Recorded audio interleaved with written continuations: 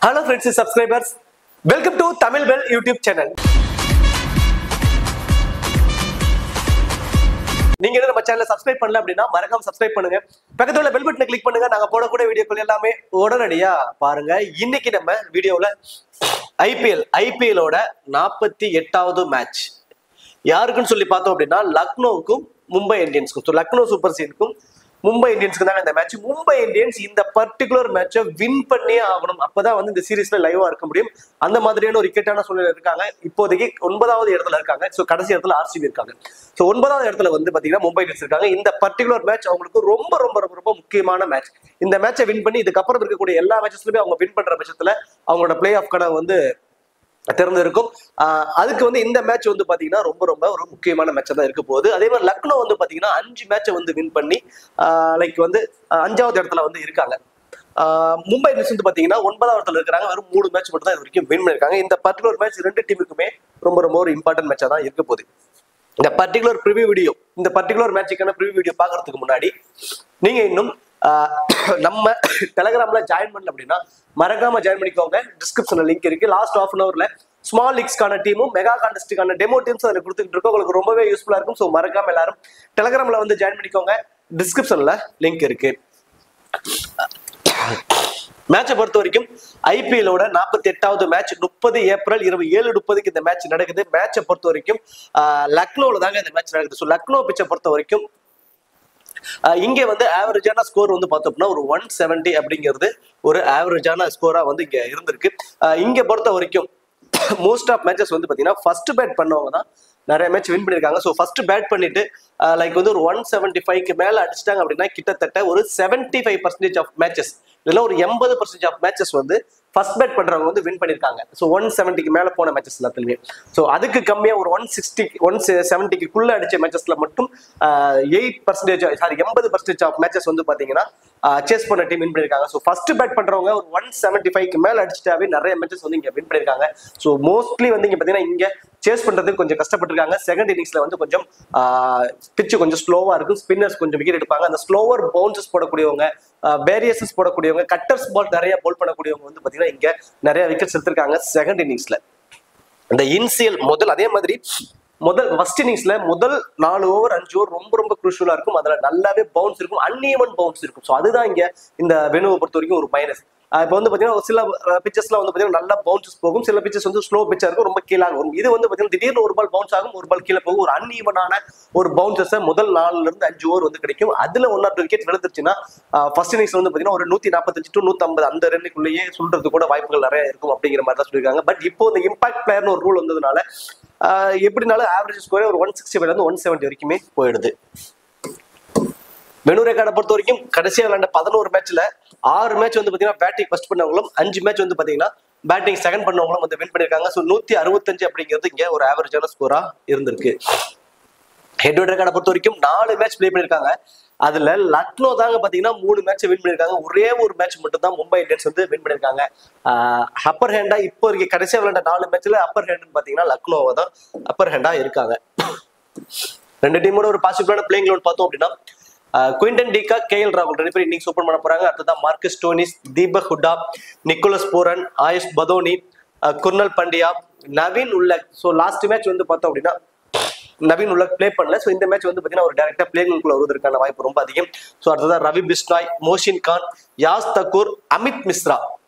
So இது வந்து பார்த்தோம் அப்படின்னா லக்னோவோட ஒரு பாசிபிளான பிளேயிங் 11. அடுத்ததான் வந்து பாத்தீங்கன்னா மும்பை இந்தியன்ஸை பொறுத்த வரைக்கும் இசான் கிசான் அண்ட் ரோஹித் சர்மா 2 பேர் இன்னிங்ஸ் ஓபன் பண்ண போறாங்க. சூரியகுமார் யாதவ், திலக் வர்மா, ஹர்திக் பாண்டியா, டிம் டேவிட், முகமது நபி, ரொமாரியோ செஃபர்ட்.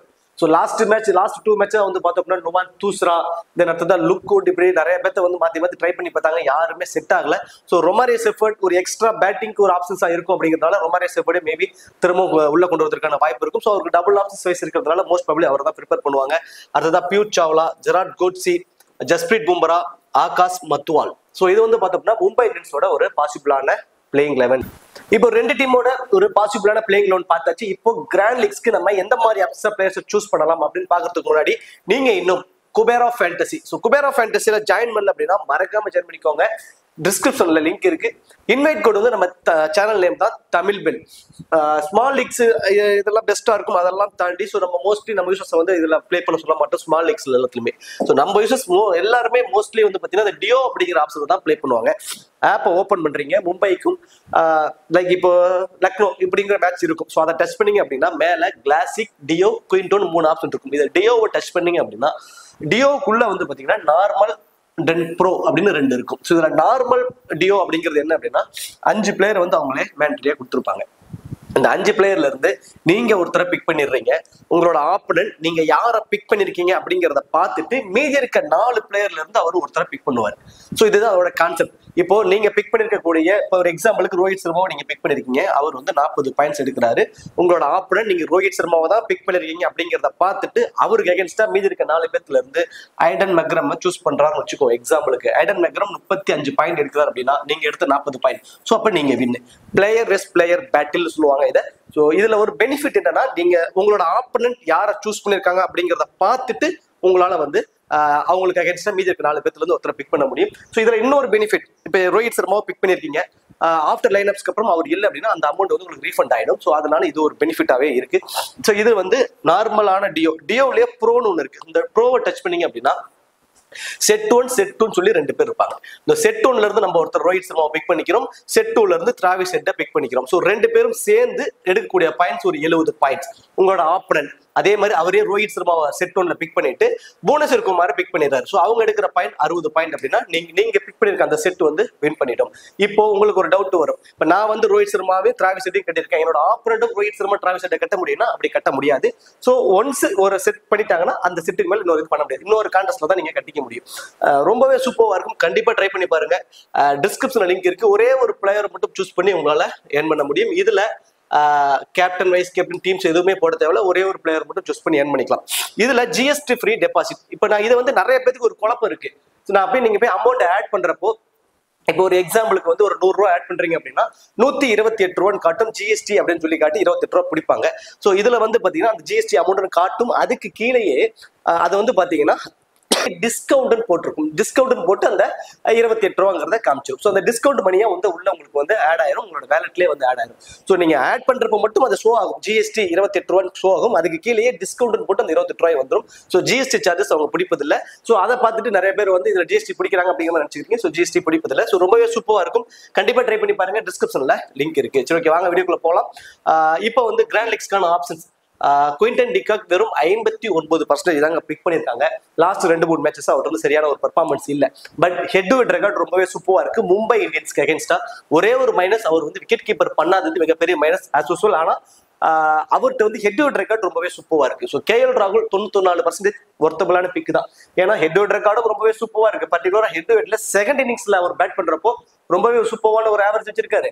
அதை தாண்டி விக்கெட் கீப்பர் பண்றதுல கேட்ச் அண்ட் ஸ்டம்பேட் ரன் அவுட்லயும் ஒரு பர்டிகுலர் பாயிண்ட் இன்னிங்ஸ் ஓப்பன் பண்றது அவருக்கு இருக்கிற ஒரு எக்ஸ்ட்ரா அட்வான்டேஜஸா இருக்கிறதுனால கேஎல் ராகுல் ரொம்பவே ஒரு சூப்பரான ஒரு ஆப்ஷனா இருப்பாரு, யூனிக்கான ஆப்ஷனா இருப்பாரு. மார்க்கஸ் ஸ்டோனிஸ் 93% பிக்ங்க. ஸோ லாஸ்ட் மேட்ச் நம்ம சொல்லியிருந்தோம் அவர் வந்து பாத்தீங்கன்னா ஒரு ஃபிளாப் ஆகிறதுக்கான வாய்ப்பு இருக்கும் அப்படிங்கிற மாதிரி சொல்லியிருந்தோம். அதே மாதிரி ரன்ஸ் எதுவும் அடிக்கல, பவுல் பண்ணியிருந்தாரு, மேபி ஒரு விக்கெட் நினைக்கிறேன், சம்திங் தெரியல. பட் பவுலிங் ஆப்ஷன் சைஸ் பாக்குறப்போ குர்னால் பாண்டியா, நவீன் உல்லக், ரவி பிஸ்னாய், மோசின் கான், யாஸ் தக்கூர், அமித் மிஸ்ரான் இப்படி 6 பவுலிங் ஆப்ஷன்ஸ் இருக்காங்க.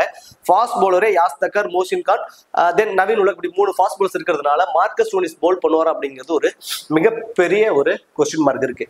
ஆஃப்டர் லைன் அப்ஸ் வந்ததுக்கு அப்புறம் யார் யார் இம்பாக்ட் பிளேயர்ல இருக்காங்க, யார் பவுலிங் ஆப்ஷன்ஸ்க்கு வருவாங்க இப்படிங்கிறதால நம்ம ஒரு அனலைஸ் பண்ணிட்டு மார்க்கஸ் ஸ்டோனிஸ் பவுல் பண்ணுவாரா மாட்டாராங்கிறத நான் லாஸ்ட் 1/2 hourல குரூப்ல கண்டிப்பா சொல்றேன். அப்படி மார்க்கஸ் ஸ்டோனிஸ் பவுல் பண்றாரு அப்படின்னா அவரை வந்து ரொம்பவே இம்பார்ட்டன்ஸ் கொடுத்துக்கலாம். பவுல் பண்ணல அப்படின்னா அவர் 50-50 ஆப்ஷனுக்கு தான் வந்து மோஸ்ட் ப்ராபபிலி ஒரு எலிஜிபிளா இருப்பாரு. தீபக் ஹுடா, ஃபைனலி தீபக் ஹுடா ரன்ஸ் நிறைய அடிச்சிட்டாரு. நம்ம இதை தெளிவா சொல்லியிருந்தோம், ஒவ்வொரு வீடியோலயும் சொல்லுவோம். அவரோட டவுன் ரொம்ப கீழே போயிட்டே இருக்கும், வந்து உடனே அவுட் ஆவாரு. லாஸ்ட் மேட்ச் அவருக்கான வாய்ப்பு, சூப்பரான வாய்ப்பு இருந்துச்சு, அதை 50+ ரன்ஸ் அடிச்சு அவர் வந்து அதை அவர் தன்னோட நிரூபிச்சிருக்காரு. இந்த மேட்சும் அவரோட பேட்டிங்ல இருந்து ஒரு நல்ல கான்ட்ரிபியூட் வரும். 34% தான் பிக் பண்ணிருக்காங்க. மினிமம் 25 to மேக்ஸிமம் 30 ரன்ஸ் வரைக்கும் அவர் அடிப்பதற்கான வாய்ப்பு. ரன்ஸ், தென் ஃபீல்டிங் பொசிஷன் நிக்கோலஸ் போரான், தென் தீபக் ஹுடா 2 பேர்த்தோட ஃபீல்டிங் பொசிஷனுமே லாங்ல தாங்க இருக்கும். தீபக் ஹுடாவோட ஃபீல்டிங் பொசிஷன் இந்த ஸ்கொயர் பவுண்டரிஸை கவர் பண்ணி இருக்கும். நிக்கோலஸ் பூரானை பொறுத்த வரைக்கும் லாங் அண்ட் லாங் ஆஃப்ல ஃபீல்டிங் பொசிஷன் இருக்கும். ஸோ இதுல வந்து கண்டிப்பா கேட்ச் பிடிக்க வாய்ப்பு அதிகம் உள்ள இடங்கள் இந்த 2 இடங்கள் தான். ஸோ இந்த 2 இடங்கள்ல வந்து ஃபீல்டிங் பண்ணக்கூடிய ஆப்ஷன் தீபக் ஹூடாவுக்கும் நிக்கோலஸ் பூரான் அப்படிங்கிறப்போ அவங்க 2 பேருமே ஒரு இம்பார்ட்டன்டா தான் இருப்பாங்க. பேட்டிங்ல வந்து ஒரு 25 ல இருந்து 30% வரைக்கும் அடிப்பதற்கான வாய்ப்பு அவங்க 2 பேருக்குமே ரொம்ப ரொம்ப அதிகம். ஆயுஷ் பதோனி நம்ம எந்த மாதிரி டீம்ல பிக் பண்ணலாம் அப்படின்னா பிக் டிஃபரன்ஷியல் பிக்னா ஒரு ஒன் சைடு டீம்ஸ்ல. ஸோ ஒன் சைடா லக்னோ வந்து தோத்துருவாங்க, மும்பை இந்தியன்ஸ் வந்து வின் பண்ணிடுவாங்க அப்படிங்கிற மாதிரி. ஸோ டாப் ஆர்டர்ல ஏறலாம் 2 விக்கெட் ஏறலாம் விழுந்துரும் அப்படிங்கிற மாதிரி போட்டீங்கன்னா ஆயுஷ் பதோனியை கொஞ்சம் டாப் ஆர்டர்ல ப்ரொமோட் பண்ணிடுவாங்க. ஸோ ஆயுஷ் பதோனியும் அவரோட பங்குக்கு இந்த மாதிரி ஒன் சைடா போறப்ப எல்லாமே அவர் ஒரு பக்கம் ஆங்கர் ரோல் போட்டு 35 இருந்து 50 ரன் வரைக்கும் கூட அடிப்பார். அந்த அளவுக்கு ஒரு எபிலிட்டி அவருக்கு சூப்பரான ரொம்ப சூப்பரான டேலண்ட் அவரு. ஆனா அவரோட ஆப்ஷன் எப்படி வச்சிருக்காங்கன்னா ஒரு மாதிரி கொலாப்ஸ் ஆனா மட்டும்தான் கொஞ்சம் டாப் ஆர்டர்ல ப்ரொமோட் பண்றாங்க. அதர்வைஸ் அவர் கிடையாது. அவருக்கு என்ன மைனஸ்னா ரொட்டேட் பண்ணுவார், நிறைய ரொட்டேட் பண்ணுவார், பவுண்டரிஸ்ல பெருசா ட்ரீட் பண்ண மாட்டாரு. ஸோ கொஞ்சம் ரன் ரேட் வந்து கொஞ்சம் கம்மியாகிறதுக்காக அவர் ரொம்ப ரொம்ப கீழே கொண்டு போயிட்டு இருக்காங்க. ஆயுஷ் பதோனியை பொறுத்த வரைக்கும் டாப் ஆர்டர்ல கொலாப்ஸ் ஆகிற மாதிரி நீங்க டீம் போட்டீங்கன்னா அதுல அவருக்கு இம்பார்ட்டன்ஸ் கொடுத்து கொஞ்சம் டாப் ஆர்டர்ல ப்ரொமோட் பண்ணிக்குவாங்க. நீங்க அப்ப அந்த மாதிரி டீம்ஸ்க்கு மட்டும் இம்பார்ட்டன்ஸ் கொடுத்துக்கோங்க. குர்னல் பாண்டியா, ரோஹித் சர்மா, சூரியகுமார் யாதவ், ஹர்திக் பாண்டியா, டிம் டேவிட் இப்படி முதல் 6 பேத்துல 4 பிளேயர் வந்து பார்த்தோம்னா ரைட் ஹேண்டர்ஸ் இருக்கிறதுனால குர்னல் பாண்டியா இந்த மேட்ச் மினிமம் 2 மேக்சிமம் 3 ஓவர் வரைக்கும் அவர் போல் பண்ணுவாரு. பேட்டிங்ல வந்தாலும் 10ல இருந்து ஒரு 15 ரன்ஸ் வரைக்கும் அவர் அடிப்பார். சோ இந்த 2ல இருந்து 3 ஓவர் வரைக்கும் போல் பண்ணக்கூடிய ஆப்ஷன் இருக்கிறதுனால 1 விக்கெட் வரைக்கும் எடுப்பதற்கான வாய்ப்பு அதிகம். சோ 1 விக்கெட் அப்படின்னா ஒரு 25 fantasy point. So starting point ஒரு 4 பாயிண்ட், 10ல இருந்து 15 ரன்ஸ்க்குள்ள ஒரு 15 ரன் வச்சா கூட கிட்டத்தட்ட அதுல ஒரு 20+ ஃபேண்டசி பாயிண்ட். ஸோ கிட்டத்தட்ட ஒரு 50+ ஃபேண்டசி பாயிண்ட்ஸ் வரைக்கும் வருவதற்கான வாய்ப்பு குர்னல் பாண்டியாவுக்கு ரொம்ப அதிகம். நவீன் உல்லக்கை பொறுத்த வரைக்கும் ஃபர்ஸ்ட் போல் பண்ண போறாங்கன்னா டெத் ஓவர்ஸ்ல அவர் தான் போல் பண்ணுவார். அந்த 20வது ஓவரை மோஸ்ட் ப்ராபபிலி அவர் தான் போல் பண்ணுவார். ஸோ 2 விக்கெட் வரைக்கும் எடுப்பதற்கான வாய்ப்பு ரொம்ப ரொம்ப அதிகம் நவீன் உல்லக்கு ஃபர்ஸ்ட் போல் பண்ண போறாரு அப்படின்னா. அதுவே நம்ம மோசின் கான் அவர்கிட்ட இருந்து நம்ம 1 விக்கெட் எதிர்பார்க்கலாம். ரவி பிஷ்னாய் செகண்டா போல் பண்ண போறாருன்னா அவர் ரொம்பவே இம்பார்ட்டன்டா தான் இருந்திருக்காரு. பட் லாஸ்ட் மேட்ச்ல அவருக்கு ஓவரே கொடுக்கல. கடைசியில 16வது ஓவருக்கு அப்புறம் வந்து 1 ஓவர் கொடுத்து அப்படின்னு ஹோல்ட் பண்ணிட்டாங்க. ஸோ ஆஃப்டர் லைனப்ஸ்க்கு அப்புறம் பவுலிங் ஆப்ஷன்ஸ் எப்படி இருக்குங்கிறத பார்த்துட்டு நான் சொல்றேன். செகண்டா போல் பண்றப்போ Ravi Bishnoi wicket taking option அதிகமா இருந்திருக்கு. வெறும் 16% தாங்க அவரை பிக் பண்ணிருக்காங்க. ஸோ உங்களோட கிராண்ட் லீக்ஸ்ல கண்டிப்பா ட்ரை பண்ணுங்க. ஏன்னா மும்பை இந்தியன்ஸை பொறுத்த வரைக்கும் ஃபாஸ்ட் பவுலர்ஸை பிரிச்சு எடுத்துருவாங்க. ஆனா ஸ்பின்னர்ஸ் ஸ்லைட்லி வீக்கா இருந்திருக்காங்க. ஸோ ஸ்பின்னர்ஸ் ஆடுறப்ப கொஞ்சம் கஷ்டப்பட்டிருக்காங்க. ஸோ அதுலயும் பர்டிகுலர் லெக் ஸ்பின்னர்ட்ட கொஞ்சம் கஷ்டப்பட்டிருக்காங்க. மேபி ரவி பிஷ்னாய் ஒரு இம்பாக்ட் பண்றதுக்கு வாய்ப்பு கொஞ்சம் இருக்கும். யாஸ் தகூர் போத் இன்னிங்ஸ்லயுமே அவருக்கு நம்ம 1 விக்கெட் வரைக்கும் எதிர்பார்க்கலாம். அமித் மிஸ்ரா அவர் இருந்தாருன்னா கண்டிப்பா அவருக்கு நம்ம 1 விக்கெட் வரைக்கும் எதிர்பார்க்கலாம். மும்பை இந்தியன்ஸை பொறுத்த வரைக்கும் இஷான் கிஷானை பொறுத்த வரைக்கும் ஃபர்ஸ்ட் பேட் பண்ண போறாங்க அப்படின்னா அவரோட பேட்ல இருந்து 20+ ரன்ஸ் வரைக்கும் வரும். கண்டிப்பா வரும். 20ல இருந்து 25 ரன்ஸ்க்குள்ள வரைக்கும் வரும். தென் விக்கெட் கீப்பர் பண்றதுனால கேட்ச் அண்ட் ஸ்டம்பிங் ரன் அவுட்ல இருந்து ஒரு பர்டிகுலர் பாயிண்ட். அதுவே செகண்டா பேட் பண்ண போறாரு அப்படின்னா கண்டிப்பா 35ல இருந்து 50 ரன்ஸ் வரைக்கும் நம்ம அவர்கிட்ட எதிர்பார்க்கலாம். தென் விக்கெட் கீப்பர் மூலமே கிடைக்கக்கூடிய பாயிண்ட். ஸோ 2 இன்னிங்ஸ்லுமே அவர் ரொம்பவே இம்பார்ட்டன்டா இருப்பார். ஏன்னா டாப் ஆர்டர்லயே வராரு. விக்கெட் கீப்பருங்கிற எக்ஸ்ட்ரா அட்வான்டேஜஸ் இருக்கிறதுனால அது மூலியமா கூட வருவாங்க. ஏன்னா எக்ஸாம்பிளுக்கு last match Daryl Mitchell. So Daryl மிச்சலை பத்தி நம்ம ஒவ்வொரு வீடியோலுமே சொல்லுவோம். லாஸ்ட் மேட்ச் வீடியோ போடல. ஒவ்வொரு மேட்ச்லுமே அவர் என்ன சொல்லுவோம்னா அவரோட ஃபீல்டிங் பொசிஷன் ரொம்பவே இம்பார்ட்டன்ட். கேட்ச் பிடிக்க வாய்ப்பு அதிகம் உள்ள இடங்கள்ல டெல்லி மிச்சல் இருப்பாரு. லாஸ்ட் மேட்ச் 5 கேட்ச் வரைக்கும் பிடிச்சாரு. ஸோ அந்த கேட்ச்லேயே கிட்டத்தட்ட 40 பாயிண்ட்ஸ் வந்துட்டாரு.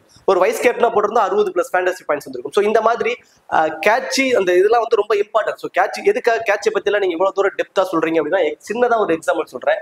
திலக் வர்மா 20 ரன் அடிக்கிறாரு. அதே டிம் டேவிட் 20 ரன், அதே 20 ரன் டிம் டேவிட் அடிக்கிறாரு அப்படின்னா so Tilak Varma 86%, Tim David 18%. Tim David fantasy டீம்ல வருவதற்கான வாய்ப்பு இருக்கு. ஸோ எப்படின்னா இவர் வந்து 2 கேட்ச் பிடிச்சிருவாரு. ஒரு 16 பாயிண்ட் எக்ஸ்ட்ரா ஆட் ஆயிரும். ஒரு கேட்சுக்கு 8 பாயிண்ட், 2 கேட்ச் பிடிச்சா 16 பாயிண்ட். அப்ப நம்ம வந்து ஃபேண்டசி பிளே பண்றோம். பிளேயர் வைஸ் பிளேயர் நேம் வச்சு போடக்கூடாது. அவங்களுக்கு இருக்கிற ஆப்ஷன்ஸை தான் பார்க்கணும். ஆப்ஷன்ஸை தேடணும். அவங்க எங்க பாயிண்ட் கிடைக்கும், எதெல்லாம் அவங்களுக்கு ஆப்ஷன்ஸ் இருக்குங்கிறத பாயிண்ட்ஸை நம்ம தேடி நம்ம கால்குலேட் பண்ணோம் அப்படின்னா தான் நம்மளால ஃபேண்டசில வின் பண்ண முடியும். எந்த ஒரு கால்குலேஷனுமே இல்லாம பேரை பார்த்து நம்ம டீம் போறதுனாலதான் நம்ம டீம் வந்து ரொம்பவே கீழே போய்கிட்டு இருக்கு.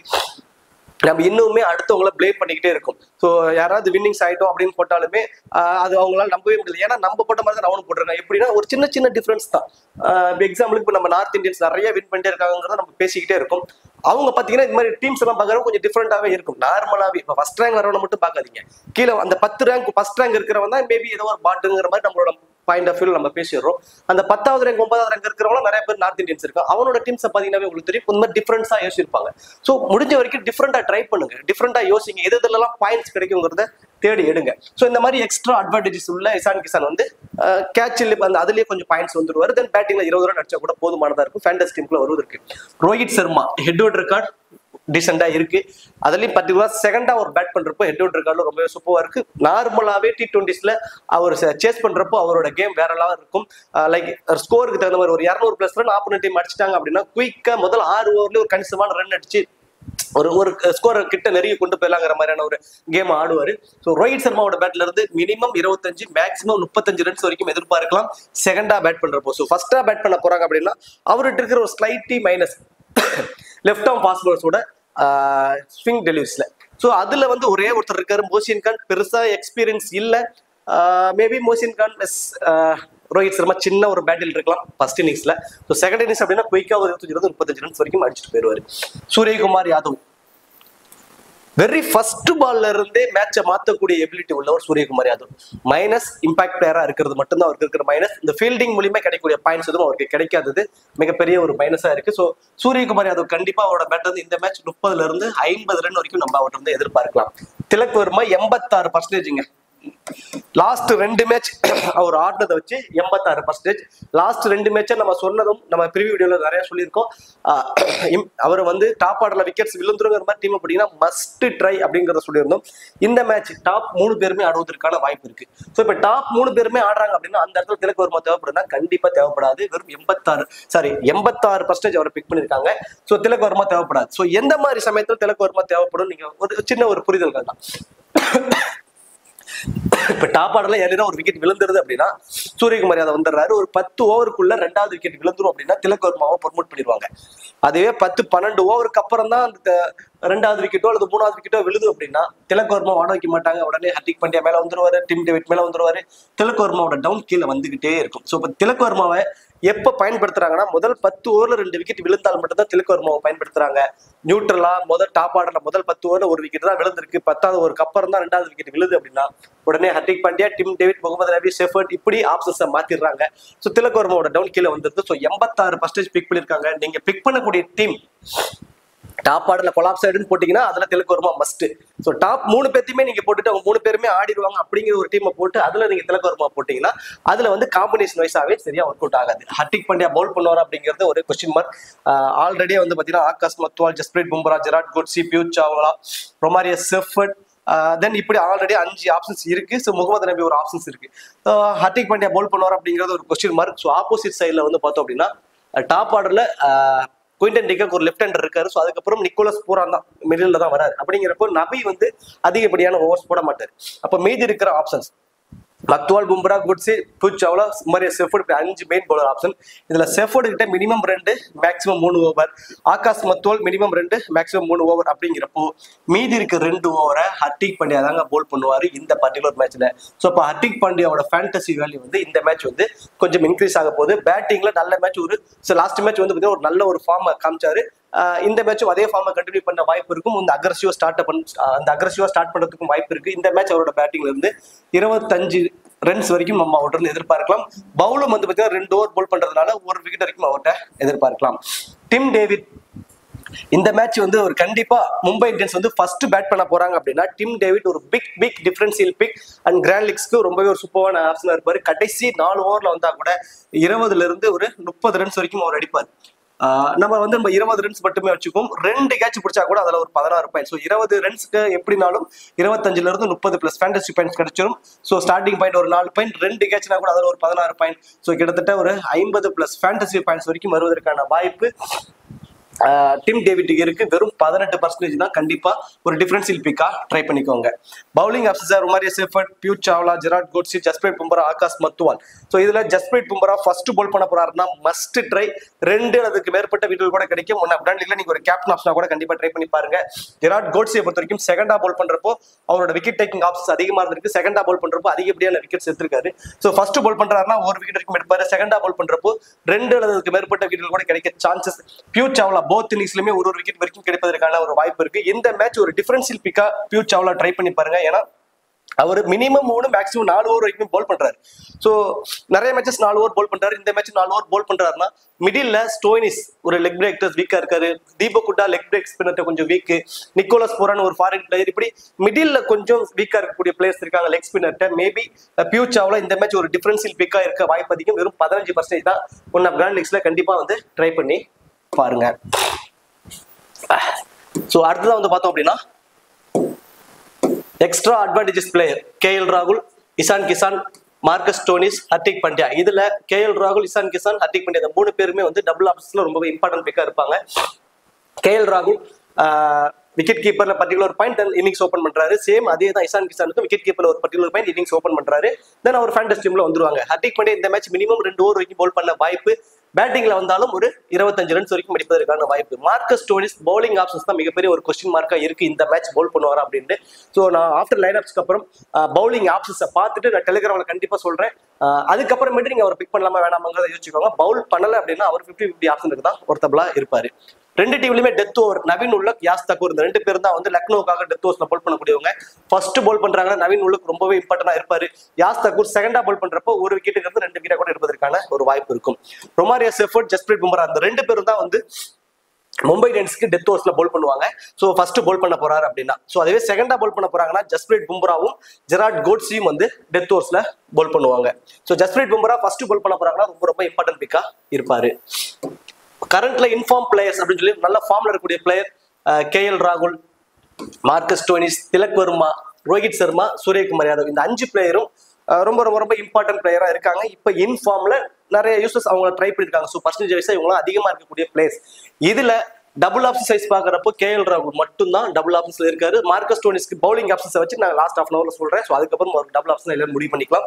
மீதி எல்லாருமே சிங்கிள் ஆப்ஷன்ஸ் தான். இதுல ரோஹித் சர்மா செகண்ட் பேட்டிங்ல ரொம்ப இம்பார்ட்டன்டா இருப்பாரு.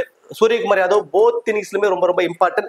மைனஸ் இந்த இம்பாக்ட் பிளேயர்ல வர்றது, இந்த கேட்ச் பிடிக்கிற பாயிண்ட்ஸ்லாம் அவருக்கு கிடைக்காது. திலக் வர்மா டாப் ஆர்டர்ல ஏறினா 2 விக்கெட் விழுந்துருச்சுன்னா திலக் வர்மா ஒரு 30% வரைக்கும் அடிப்பாரு. இல்லை ஒன் சைட் டீம்ஸ்ல வந்து அவர் வந்து ரொம்ப இம்பார்ட்டன்டா இருப்பாரு. அதர்வைஸ் நியூட்ரல் டீம்ல அவருக்கு வந்து 86% அவர் ஒர்த்தா இருப்பாருன்னா மிகப்பெரிய ஒரு கொஸ்டின் மார்க் தான். மார்க்கஸ் ஸ்டோனிஸ் பவுல் பண்ணல அப்படின்னா அவர் வந்து 50-50 ஆப்ஷனுக்கு தான் வந்து எலிஜிபிள் பர்சனா இருப்பாரு. டிஃபரன்சியல் பிக் அப்படிங்கிறப்போ குர்னால் பாண்டியா ரைட் ஹேண்டர்ஸ் அதிகமா இருக்கிறதுனால மினிமம் 2 மேக்ஸிமம் 3 ஓவர் வரைக்கும் போல் பண்றாரு. 1 விக்கெட் வரைக்கும் எடுப்பதற்கான வாய்ப்பு. பேட்டிங் வந்தாலும் 10 to 15 ரன்ஸ் வரைக்கும் அடிப்பாரு. ரவி பிஷ்னாய் செகண்டா பால் பண்றாரு அப்படின்னா ஒரு பிக் டிஃபரன்ஷியல் பிக்கா ட்ரை பண்ணுங்க. நம்ம ஆல்ரெடி சொன்ன மாதிரி தான் மும்பை இந்தியன்ஸ் ஸ்பின்னர்ஸ்ல கொஞ்சம் மிடில்ல கொஞ்சம் வீக்கா இருப்பாங்க. ஃபாஸ்ட் பாலர்ஸ் பொழந்து கட்டிடுவாங்க. ஸ்பின்னர்ஸ்ல மட்டும் மிஸ் அவுட் ஆகிறதுக்கான வாய்ப்பு இருக்கும். So maybe Ravi Bishnoi 1 wicket வரைக்கும் எடுப்பதற்கான வாய்ப்பு. ஒரு டிஃபரன்ஷியல் பிக்கா நீங்க ட்ரை பண்றதா அவரை ட்ரை பண்ணி பார்க்கலாம். மோசின் கான் ஸோ ஃபர்ஸ்ட் பால் பண்ண போறாங்க அப்படின்னா அவருக்கு ஒரு இம்பார்ட்டன்ஸ் கொடுத்துக்கோங்க. இந்த டெத் ஓவர்ஸ்ல பால் பண்றப்போ 1 விக்கெட்டுங்கிறது ஒரே ஓவர்ல கூட 2 விக்கெட்டா கூட கிடைப்பதற்கான வாய்ப்பு இருக்கும் சம்டைம்ஸ். பியூர் சாவ்லா இந்த மேட்ச் வந்து ஒரு பிக் டிஃபரன்ஷியல் பிக்கா ட்ரை பண்ணி பாருங்க. நம்ம ஆல்ரெடி சொன்ன மாதிரி ஸ்டோயினிஸ், தீபக் ஹுடா, நிக்கோலஸ் போரன் இப்படி மிடில்ல கொஞ்சம் லெக் ஸ்பின்னர்ல வீக்கா இருக்கவங்க இருக்காங்க. ஸோ பியூர் சாவ்லா ஒரு 15% தான் பிக் பண்ணிருக்காங்க. ஸோ அவர் வந்து நீங்க டிஃபரன்ஷியல் பிக்கா கண்டிப்பா ட்ரை பண்ணி பாருங்க உங்களோட கிராண்ட் லீக்ஸ்ல. லோ பர்சன்டேஜ்ல டொமஸ்டிக் பிளேயர்ஸ் இப்ப எல்லா மேட்சஸுமே சேஞ்ச் பண்ணிக்கிட்டே இருக்காங்க. அந்த வகையில லோ பர்சன்டேஜ் இருக்கக்கூடிய பிளேயர்ஸ் ஆகாஷ் மத்வால், மோசின் கான், ஆயுஷ் பதோனி, தீபக் ஹுடா இந்த 4 பிளேயரும் இருக்காங்க. இந்த 4 பிளேயர்ல ஆயுஷ் பதோனி ரொம்ப ப்ராமிசிங் பிளேயருங்க. அவர் வந்து நல்ல ஃபார்ம்ல இருக்கக்கூடிய பிளேயர், நல்ல பிளேயர். பட் அவரோட பேட்டிங் ஆப்ஷன்ஸ் தான் ரொம்பவே அவரை வந்து எல்லா மேட்சுமே ஆட வைக்கிறதுக்கு வந்து ஒரு கன்ஃபியூஸ் பண்ணிக்கிட்டு இருக்குன்னு சொல்லலாம். டாப் ஆர்டர்ல கொலாப்ஸ் ஆயிடும். லக்னோவோட டாப் ஆர்டர் விக்கெட்ஸ்ல ஒரு 3 விக்கெட் ஏறலனா விழுந்துரும். ஒரு 7 ஓவருக்குள்ள விழுந்துருக்கிற மாதிரி டீமா போட்டீங்கன்னா அதுல மஸ்ட் ட்ரை ஆயுஷ் பதோனி. நான் நியூட்ரலான டீம்ல வந்து பதோனி வந்து ஒரு மிஸ்டைப் பிளேயர்ஸ் தான். பெருசா அந்த அளவுக்கு ரன்ஸ் வந்து ஃபேண்டஸ் டீம்ல வருவாரான்னு கொஸ்டின் மார்க். தீபக் ஹுடா நியூட்ரலான டீம்ல கண்டிப்பா அவரோட பேட்டிங் வந்து நம்ம 25+ ரன்ஸ் வரைக்கும் அவர் எதிர்பார்க்கலாம். தென் ஃபீல்டிங் பொசிஷன் 1 or 2 கேச்சஸ் பிடிக்க வாய்ப்பு அதிகம் இருக்கிறதுனால அவர் வந்து பாத்தீங்கன்னா ரொம்பவே ஒரு நல்ல ஆப்ஷனா தெரியுறாரு. மோசின் கான் ஃபர்ஸ்ட் பால் பண்றப்போ ஒரே ஓவர்ல 1 விக்கெட் 2 விக்கெட்டா கூட கிடைப்பதற்கு வாய்ப்பு இருக்கும். ஸோ டெத் ஓவர்ஸ்ல பால் பண்றப்போ ஒரு 21% தான் கண்டிப்பா ஒரு கிராண்ட் லீக்ஸ்ல ட்ரை பண்ணி பாருங்க. ஆகாஷ் மத்வால் மேபி அவர் உள்ள வந்தாருன்னா இந்த மேட்ச் அவரோட பவுல்ல 2 விக்கெட் கூட கிடைப்பதற்கான சான்சஸ் இருக்கும். அதுலயும் செகண்டா பால் பண்றாரு அப்படின்னா மும்பை இந்தியன்ஸ் வின் பண்ணிடுவாங்க அப்படிங்கிற மாதிரியான ஒரு டீம் நீங்க போடுறீங்க அப்படின்னா ஆகாஷ் மத்வால் உள்ள வராருன்னா கண்டிப்பா அவரோட ஓவர்ல இருந்து மினிமம் 1 விக்கெட் மேக்ஸிமம் 2 விக்கெட் எடுப்பதற்கான வாய்ப்பு வெறும் 5% யூசர்ஸ் தான் அவர் பிக் பண்ணிருக்காங்க. கண்டிப்பா வந்து ஒரு நல்ல ஒரு ஆப்ஷனா இருப்பாங்க இந்த லோ பர்சன்டேஜ் டொமஸ்டிக் பிளேயர்ஸ்ல. ஸ்மால் லீக்ஸ்ல மஸ்ட் பிக் இவங்க எல்லாத்தையுமே ஸ்மால் லீக்ஸ்ல உங்களோட ஆப்ஷன்ஸ் மஸ்டா ட்ரை பண்ணிருப்பாங்க. கேஎல் ராகுல், Nicholas Pooran, Ishan Kishan, Jasprit Bumrah, Hardik Pandya, Suryakumar Yadav, Rohit Sharma, Marcus Stoinis இந்த 8 பிளேயரையுமே வந்து பாத்தீங்கன்னா உங்களோட ஆப்ஷன் உங்களோட ஸ்மால் லீக்ஸ்ல மஸ்டா ட்ரை பண்ணிருப்பாங்க. இந்த 8 பேர்த்தையுமே நீங்க உங்களோட ஸ்மால் லீக்ஸ்க்கு ட்ரை பண்ணிக்கோங்க. மீதி இருக்க 3 பேர்த்துல இருந்து 1 or 2 பிளேயர் ரிஸ்க் எடுத்தீங்கன்னா மேபி அது ஒர்க் அவுட் ஆகிற பட்சத்துல அந்த ஸ்மால் லீக்ஸ் வந்து வின் பண்ண வாய்ப்பு அதிகம். இப்போ கேப்டன் வைஸ் கேப்டன் ஆப்ஷனுக்கு எலிஜிபிள் பர்சன் ஸ்மால் லீக்ஸ்ல கிட்டத்தட்ட எல்லாருமே வந்து பாத்தீங்கன்னா KL ராகுலுக்கு ஒரு கேப்டன், தென் சூரியகுமார் யாதவுக்கு ஒரு வைஸ் கேப்டன் ஆப்ஷனா கொடுத்துருப்பாங்க. அப்படி இல்லைன்னா ரோஹித் சர்மாவுக்கு ஒரு வைஸ் கேப்டன் ஆப்ஷனா கொடுத்துருப்பாங்க. ஸோ உங்களோட ஆப்பனன்ஸ் மோஸ்ட்லி இதுதான் வந்திருப்பாங்க. உங்களோட ஸ்மால் லீக்ஸ்ல KL ராகுல் captain, Suryakumar Yadav vice captain, அப்படி இல்லை KL ராகுல் captain, Rohit Sharma vice captain, இந்த 3 பேத்துக்குள்ள தான் ஸ்மால் லீக்ஸ்ல கேப்டன் வைஸ் கேப்டன் ஆப்ஷன் எல்லாருமே வந்திருப்பாங்க.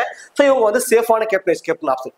இப்போ கிராண்ட் லீக்ஸ்க்கு ரிஸ்க் எடுக்க தயாரா இருக்கீங்க அப்படின்னா கண்டிப்பா ஏதாவது ஒரு டீம்ல குவிண்டன் டிகாக்கு கொண்டா கிராண்ட் லீக்ல captain vice captain option try பண்ணி பாருங்க. ஹெட் அவுட் ரெக்கார்ட் ரொம்பவே அவருக்கு சூப்பரா இருக்கு.